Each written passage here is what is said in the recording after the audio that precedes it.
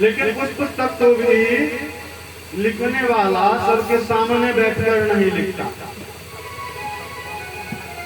इस भागवत महापुराण की रचना एक दो नहीं 88,000 ऋषियों के समक्ष 88,000 ऋषि मुनियों की उपस्थिति थी और वहां पर अपने समूहों के बीच बैठकर वेद व्यास जी ने इस भागवत महापुराण की रचना आरंभ की। बद्री विशाल धाम की जो अवस्थिति है हम सभी को ज्ञात है। प्रयागराज में संगम है, 3 नदियों का वहां पर मिलन है, गंगा, यमुना एवं सरस्वती। लेकिन वहां पर गंगा एवं यमुना तो स्पष्टता दृष्टिगोचर होती है। स्पष्ट रूप से गंगा एवं यमुना का साकार स्वरूप हमें दिखाई देता है, सरस्वती नहीं दिखाई देती। सरस्वती लुप्त हो चुकी है।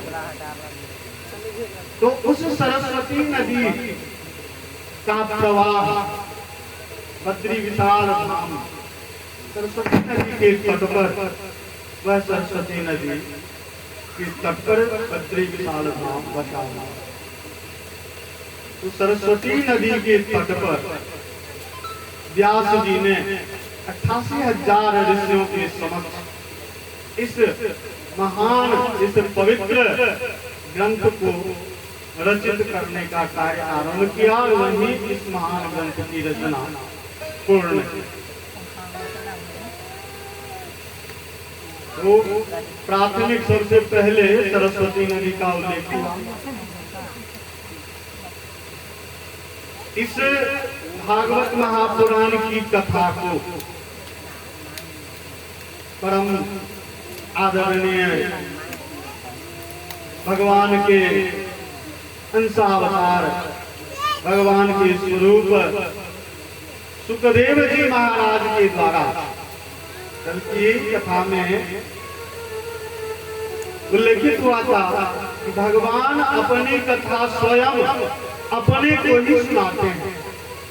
सुखदेव जी भी साक्षात भगवान और परीक्षित जी भी साक्षात भगवान। तो सुखदेव जी के द्वारा परीक्षित जी महाराज को यह भागवत महापुराण गंगा नदी के तट पर सुनाया गया। सरस्वती नदी के तट पर रचना हुई, गंगा नदी के तट पर इस कथा का प्रथम श्रवण।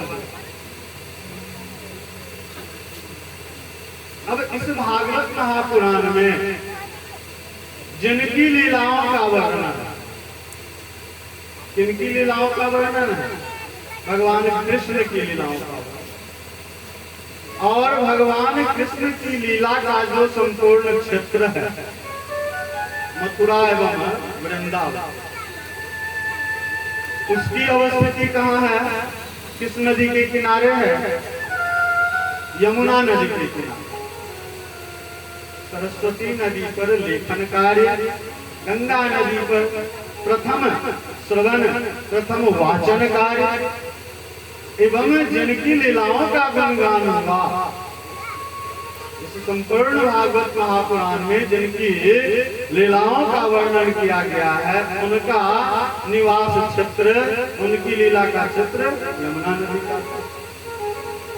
तीनों नदियों का संगम हो गया, जिस कारण इस भागवत महापुराण को गंगा, यमुना एवं सरस्वती की त्रिवेणी कहा। इतना महान, इतना पवित्र यह भागवत महापुराण। हम लोग इस भागवत महापुराण को नमन करते हुए श्रीमद् भागवत महापुराण की जय हो। तो ऐसे पवित्र पावन महापुराण की संपूर्ण परिचय हम लोगों ने प्राप्त किया। 12 स्कंद 12 स्कंद में विभाजित है। प्रथम स्कंद के मंगलाचरण में वेद व्यास जी ने सच्चिदानंद रूपाय से आरंभ, सच्चिदानंद सत्य चित आनंद।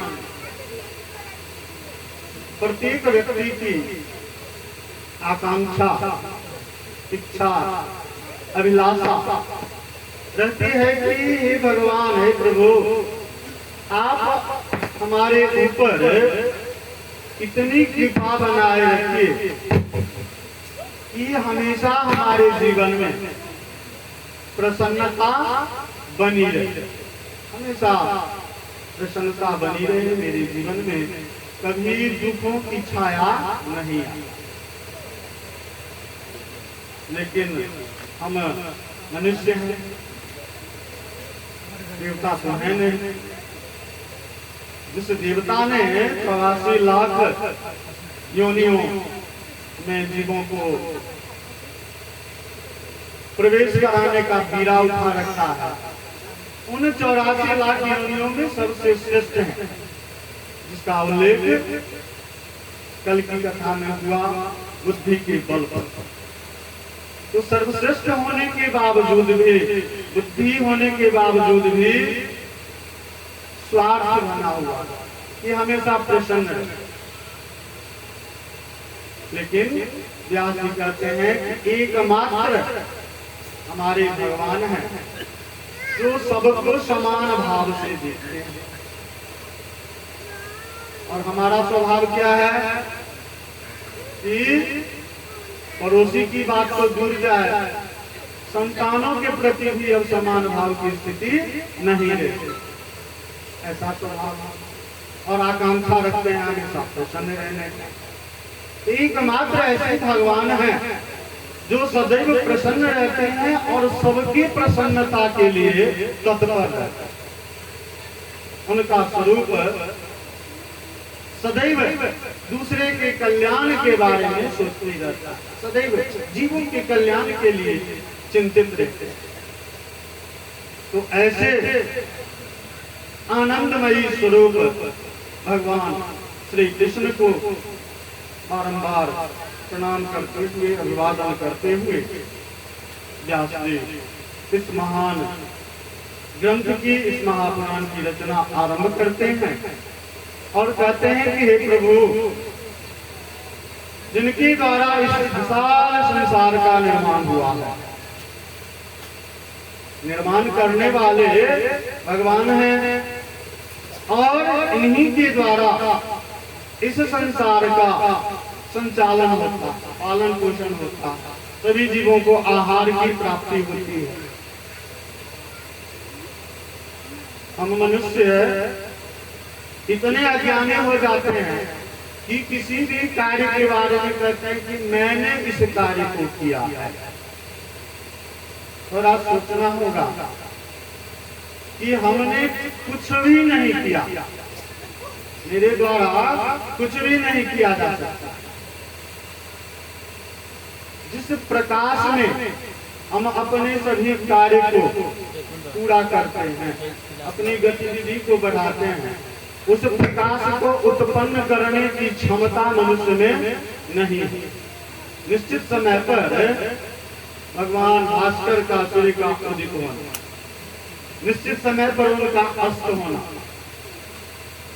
निश्चित समय पर रात होना, निरंतर हवा का प्रवाह बने हुए रहना, इन सभी कार्यों को मनुष्य के द्वारा करने के लिए सोचना भी बेकार है। मनुष्य थोड़ा गौरवान्वित हो गया कि हमने बिजली का आविष्कार किया, रोशनी के लिए लालटेन दीप को जलाया, लेकिन जिस लालटेन को निर्मित किया, जिस बल्ब को निर्मित किया, उसके लिए जो उपकरण है, उपस्कर किसने दिया, कहाँ से आया? प्रकृति से आया।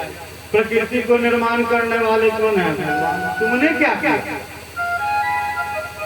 मनुष्य कहता है, हम भी बच्चों को पढ़ाते हैं जब शिक्षण क्षेत्र में रहते हैं कि विज्ञान ढेर सारी आविष्कार हुई, आविष्कार हुआ है, लेकिन हमने कुछ नहीं किया। हमें ज्ञान हुआ, पहले से तो सब कुछ भगवान ने, प्रभु ने सब कुछ सेट कर दिया। आज इंटरनेट का युग चल रहा है, मूर्ख व्यक्ति के हाथ में भी छोटे से बच्चे साल भर से आरंभ हो जाता है, साल भर का बच्चा हुआ उससे छोटा में भी हो जाता है, और वह मोबाइल को खिलौना जो है मोबाइल हो गया, इसका प्रयोग करने में चिप के सहारे चलता है। तो जिस चिप की बात हम करते हैं वह चिप तो प्रभु के मस्तिष्क में पहले से ही सेट है। उनके मस्तिष्क में जो चिप सेट है उसकी नकल हम लोग कर रहे हैं, उसका थोड़ा सा अंश हम लोग उपयोग में ला रहे हैं। वायुयान का निर्माण किया विदेशी व्यक्ति था, राइट ब्रदर्स, राइट बंधु के द्वारा। पूरी दुनिया के लोग उनकी वाहवाही करते हैं कि ऐसा साधन बना दिया कि बस 2 घंटे में लंबी दूरी को तय कर देते। कुछ नहीं किया राइट ब्रदर्स ने। पुष्कर विमान की रचना भगवान जी के द्वारा हुई थी। कल की कथा में भी आई थी बात कि गोकर्ण जी ने जब कथा आरंभ की तो पहली विमान लेकर के धुंधकारी के लिए विष्णुगण उपस्थित थे। तो विमान क्या था? हवाई जहाज। तुमने क्या बनाया? कुछ नहीं। तो संसार का निर्माण, संसार का पालन पोषण एवं जीवों की समाप्ति, उसके अंत का कार्य जो है, सभी कार्यों को उस परम पिता परमेश्वर के द्वारा, उस भगवान के द्वारा संचालित किया जाता है। उस परम सर्वशक्तिमान सर्वशक्तिशाली भगवान को बारंबार नमन करते हुए वेदव्यास जी इस ग्रंथ की शुरुआत करते हैं और उस भगवान की विशिष्टता बतलाते हुए कहते हैं कि वह भगवान सच्चिदानंद हैं, जो कि हमेशा समस्त जीव जंतुओं को आनंदित करने का कार्य करते हैं, हमेशा अपने संतानों को प्रसन्न रखने के लिए तत्पर रहते हैं। अब इस ग्रंथ के श्रवण की बात कल उल्लेखित हुआ कि जैसे ही किसी व्यक्ति के हृदय में यह इच्छा जागृत हो जाती है, यह भावना उत्पन्न हो जाती है, हे भगवान मुझे कभी भागवत महापुराण सुनने का अवसर दे। ऐसी भावना जैसे ही व्यक्ति के हृदय में उत्पन्न होती है, उसके समस्त पापों का क्षय हो जाता है, समस्त पाप विनष्ट हो जाता है। तो केवल एकमात्र इच्छा से, केवल सोचने भर से यदि इतना प्राप्त होता है तो निश्चित रूप से यह ग्रंथ कल्याणकारी है। यह ग्रंथ एक ऐसी अमोघ शक्ति है, एक ऐसी दवाई है, औषधि है, जो मनुष्य के हृदय में 3 प्रकार के ताप होते हैं, तीनों प्रकार के तापों को अंत कर देते हैं। दवाती नहीं है, हम बीमार होते हैं दवा खाते हैं तो नाम है दवा, थोड़ी देर के लिए दवा देते हैं, अंत उसका नहीं होता। लेकिन यह पावन महापुराण में जो कथा है उसके श्रवण से सभी तापों का अंत हो जाता है, जैसे वह सभी ताप समाप्त हो जाता है, जिसके परिणाम स्वरूप परम कल्याण की प्राप्ति हुई। इस महापुराण को रचित करने का उद्देश्य वेदव्यास जी का भगवान के द्वारा निर्देश के अनुरूप था कि सर्वे भवन्तु सुखिनः सर्वे सन्तु निरामयाः, सभी को सुख की प्राप्ति। ऐसा नहीं है कि जो व्यक्ति कथा कह रहे हैं या जो व्यक्ति इस क्षेत्र में बैठ करके कथा सुन रहे हैं केवल उन्हीं को पुण्य की प्राप्ति होगी, ऐसी बात नहीं। जहां तक इसका ध्वनि पहुंच रहा है, जिन जिन व्यक्तियों के कानों में इस कथा का श्रवण हो रहा है, वे मनोयोग से यदि इस कथा को श्रवण कर रहे हैं तो निश्चित रूप से उन्हें भी कल्याण की प्राप्ति होगी। ऐसा महान, ऐसा पवित्रतम ग्रंथ यह भागवत महापुराण है। जिन व्यक्तियों के द्वारा इस महान ग्रंथ का श्रवण किया जाता है, उनके हृदय में साक्षात ईश्वर का निवास हो जाता है। अब ईश्वर का निवास होता है, थोड़ा मन को विचलित करेगा, लेकिन कल की कथा में चारों युगों का जो परिचय हुआ था, उसमें हम लोग अवगत हो गए थे कि कलियुग में देवता और दानव, राक्षस और ईश्वर दोनों एक ही व्यक्ति के हृदय में रहते हैं।